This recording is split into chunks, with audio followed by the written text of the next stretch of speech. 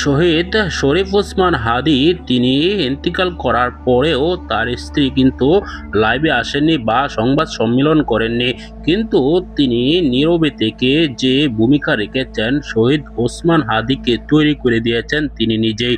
কেননা যখন কোটা সংস্কার আন্দোলন শুরু হয়েছিল, যখন সরকার পতন আন্দোলনে সেটি রূপ নেয়, তখন শরীফ ওসমান হাদি তিনি অনেক ভূমিকা রেখেছিলেন।